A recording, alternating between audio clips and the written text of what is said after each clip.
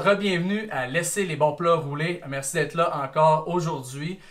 Aujourd'hui, une thématique, comme qu'on a fait durant le confinement, hein, on va cuisiner pas cher, mais super bon.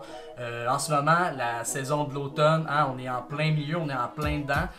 Ce qu'on va faire, en fait, c'est une petite recette réconfortante, agréable, hein, assez agréable pour atteindre le nirvana. Okay? Donc, on va se faire une soupe, puis on va se faire aussi, dans le fond, c'est une soupe spéciale, c'est une soupe qui, culturellement, me parle beaucoup. Ça va être la soupe tonkinoise. Okay? On se fait une bonne petite soupe tonkinoise. On se déplace au Vietnam aujourd'hui, cet après-midi. Une petite journée pluvieuse en ce moment, peut-être ensoleillée quand que vous allez voir la capsule à ce moment-là. Donc, c'est ça. On se fait une petite soupe tonkinoise avec des ingrédients en fait que j'ai ici chez nous. Il ne faut pas que ça soit dispendieux. Il faut que ça soit bon, puis agréable et confortable. Donc, les ingrédients aujourd'hui qu'on va utiliser pour la soupe tonkinoise, on y va avec la tradition, hein, avec les oignons blancs, on va y aller avec les fèves germées, bouillon de bœuf. Puis, ce qu'on va faire en fait, ce qui va faire changement, c'est que moi, dans mon frigidaire, j'avais du canard confit que j'ai fait hier pour des salades. Puis, aujourd'hui, je vais l'utiliser dans ma soupe tonkinoise qui, habituellement, c'est de la carpaccio de bœuf qu'on met à l'intérieur. Mais c'est pas grave, on change la recette. On le fait à ma façon. Puis aussi, ce qu'on va faire aussi, c'est qu'on va utiliser de la coriandre. D'habitude, soupe tonkinoise, quand on va manger dans un restaurant, ça va être plus du basilic thaï qu'on va mettre à l'intérieur. Mais moi, j'ai de la coriandre et j'adore la coriandre. Donc, on va utiliser ces ingrédients-là aujourd'hui pour faire la soupe tonkinoise. Bon, maintenant, c'est le temps de faire la fameuse recette. Donc, pas trop compliqué. On commence par bouillir l'eau ici dans le chaudron.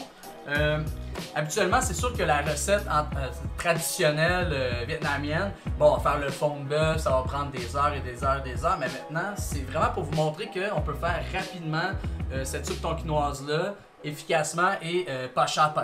Donc, on commence à faire bouillir l'eau, ici, que j'avais déjà commencé à faire bouillir. Là, ça fait juste commencer. Donc, on va commencer immédiatement à mettre les épices à l'intérieur pour aller chercher la saveur vietnamienne, saveur d'Asie. Donc, premièrement, moi, la soupe tonkinoise, j'aime bien le goût de l'anis.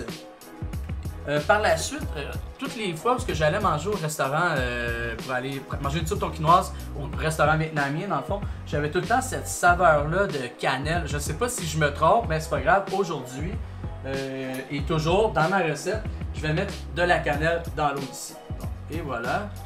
Un petit peu comme ça, on va aller chercher toutes ces petites saveurs-là qui me rappellent la fameuse soupe tonkinoise.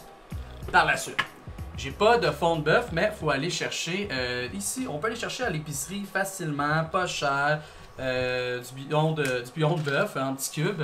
Donc ici, tout simplement, ce que je vais faire, c'est que je vais aller chercher trois quantités ici à l'unité de cubes de bœuf. Donc on va... Vous voyez ici, là, c'est vraiment, on le met à l'intérieur comme ça. Fait qu'on va aller se faire une faux, vraiment comme easy peasy lemon squeezy. Donc on y va ici. On défait ça. Donc ce qu'on va faire à l'instant, c'est, on a tous nos ingrédients juste ici. On fait juste laisser bouillir, laisser mariner et tout. Puis pendant ce temps-là, ce qu'on va faire, c'est qu'on va couper nos légumes, mais il n'y a pas grand-chose à couper. On va arranger notre coriandre. On va aller mettre une petite saveur qui va rajouter cette saveur tropicale-là dans la soupe tonkinoise. Ça va être la fameuse lime. Et vous savez que chez Radio Média, on aime ça la lime. Donc, on va aller rajouter ça, une petite acidité. Tout simplement, oh, j'allais quasiment oublier, mal élevé que je suis, une petite gorgée de bière, hein, tout le temps de fun quand on cuisine. Ouf, c'est excellent. Parfait. Donc, tout simplement, on va aller mettre notre fameux jus de lime ici, comme ça. On va aller rajouter ça. Je sais pas s'ils font ça dans la cuisine traditionnelle vietnamienne, mais moi, je suis pas grave. Donc, on y va ici. On ajoute notre acidité. Ça va être tout simplement écœurant. Et voilà. Donc, maintenant que mon bouillon est en train de mijoter, voire bouillir, ce que je vais faire, c'est ici, je vais aller chercher mes oignons verts. Puis je vais couper mes oignons verts, préparer mes petits légumes à côté. Puis quand ça va être prêt, je vais pouvoir justement effectuer ma soupe efficace et rapide à l'instant. On va couper nos petits aliments qui vont aller vraiment optimiser notre soupe tonkinoise. Donc on va les couper ici très rapidement.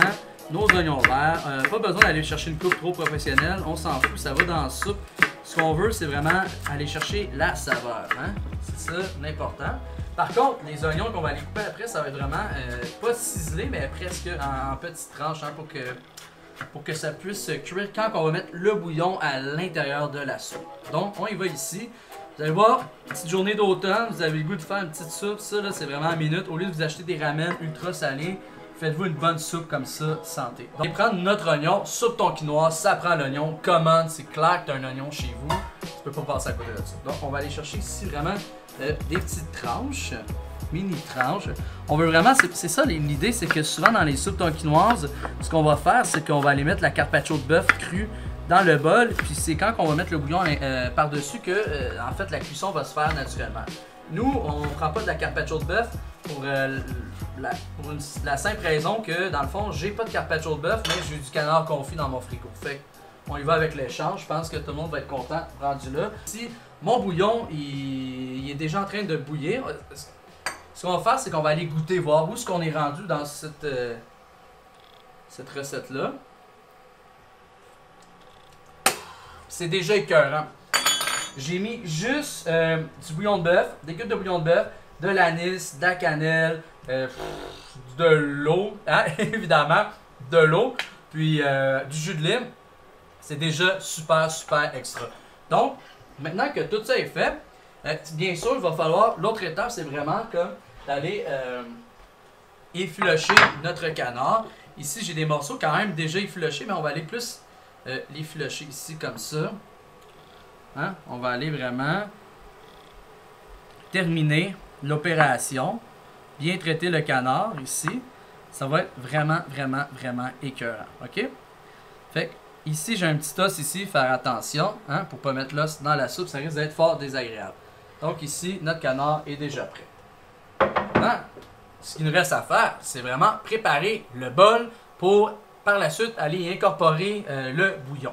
Sans plus attendre, santé à tous. Et voilà. Donc, qu'est-ce qu'on fait? On prend notre bol ici. On va aller tout incorporer. Maintenant, le bouillon, j'ai goûté, il est presque prêt. Ça a pris 3 minutes, même pas pour de vrai. C'est débile.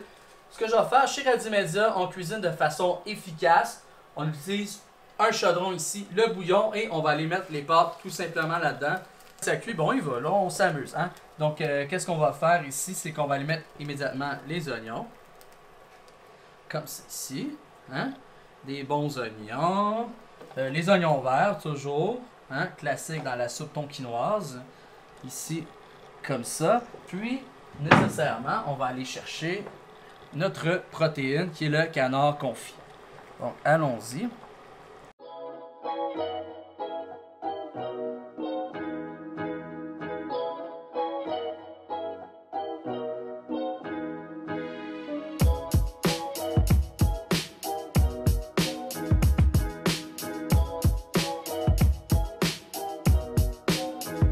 Ce qu'on va faire en fait, c'est qu'on va aller fermer hein, notre rond pour pas que le bouillon se sauve trop loin.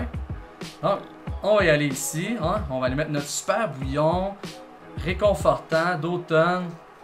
Quand c'est frais, on aime ça avoir justement ce type de menu-là hein, à la maison ici. Ça n'a pas pris de temps, là. Il y a une odeur de cannelle, d'anis. Hein, la cannelle, l'anis, ça nous rappelle souvent l'automne. Ici, comme ça. Puis, moi, j'aime beaucoup les oignons. Ce que je vais faire, c'est que je vais aller rajouter des oignons. Ça va rajouter de la couleur, de toute façon, dans l'assiette. Ce qu'on voulait, en fait, c'est peut-être vraiment d'avoir des oignons cuits à l'intérieur. Maintenant, on va aller ici y ajouter nos petits oignons verts comme ça. Ici, j'ai prélavé ma coriandre que je vais aller mettre sur le dessus comme ça. Puis, qui dit soupe tonkinoise, nécessairement, dit fève germée. Hein? Fait qu'on va aller ajouter ici la bonne fève germée, comme ça. Donc, nous avons ici, hein, au bonheur de tous, une super soupe tonkinoise faite rapidement et soupe tonkinoise baguette. Et voilà, avec un toast.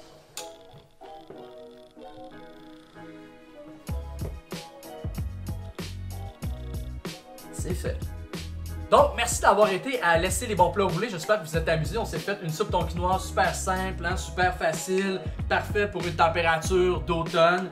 On a des épices d'ailleurs qui nous rappellent l'automne, qui sont la cannelle, qui sont l'anis étoilé. Je vous ai fait une belle soupe tonkinoise, donc avec des nouilles chinoises.